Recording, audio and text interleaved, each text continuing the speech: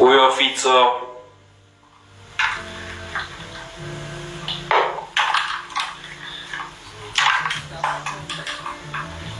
Ujo Kaliňák. V tejto situácii som za vás. Prezident Andrej Fiska, Šašovič a Šušulík by najradšej prijali imigrantov. Preto som rád, že aktuálne nedošlo k zvrhnutiu vlády. Ďakujem vám za to a ja som Kotlebov volič, budem voliť Mariana Kotlebu, ale aj tak na vás všetkých zmrdov platí jedno slovo, to je prorok Izaiáš, 14. kapitola, 20. verš. Robe sa s nimi nespojíš, lebo si zničil vlastnú krajinu. Zavraždil si vlastný ľud, nikdy sa nebude spomínať potomstvo zločincov. 21. Pripravte jatku pre jeho synov, pre neprávosť ich otcov, aby nevstali a nevzali do vlastníctva krajinu, aby nenaplnili svet mestami. No, tak len tohto som vám chcel povedať.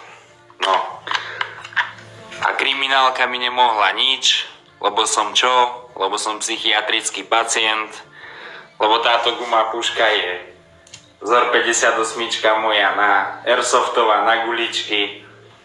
V mobile mi našli tiež kokot, lebo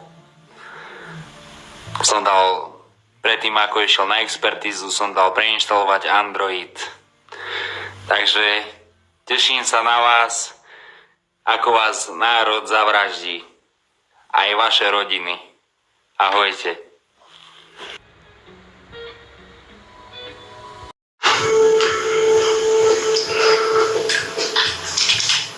Ujo Matovič.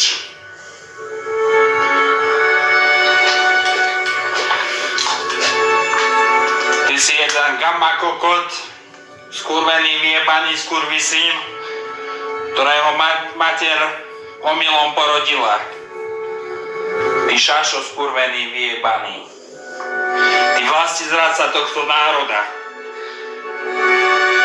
Pôjdeš v krvi, ty zmrt. Ešte si zahráme, ešte si necháme pohrebnú pesničku pre teba.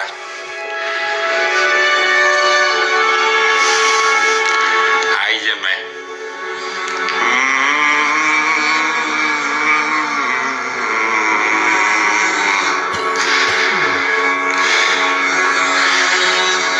Tak dopadneš ako tí Somálci alebo Američania v Mogadišu. Budeš utekať z tejto krajiny, ty chuj. Skurvený.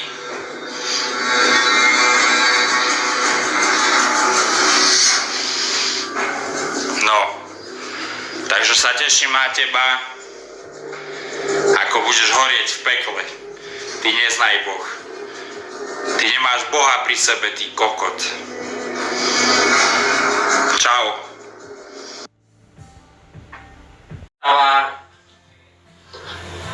Zdajte sa, prosím vás, v prospech Mariana Kotlebu. Viete, až potom mu môžete ako bordel mama dať Sorošovi zajebať. Nech vás onej. Lebo má nové srdce určite od ľudí, ktorých zavraždili na Ukrajine a takto to chodí medzi tými elitami. A nezabudujte, koho máte voliť. Žiadnych proamerických hlupákov, ktorí nás tu ničia celý život. Ja robím ako kamionista za minimálnu mzdu a penku mám 200 €, to si môžete strčiť. Ja potrebujem zmenu, ja tu potrebujem silu a Mariana Kotlebu na stráž.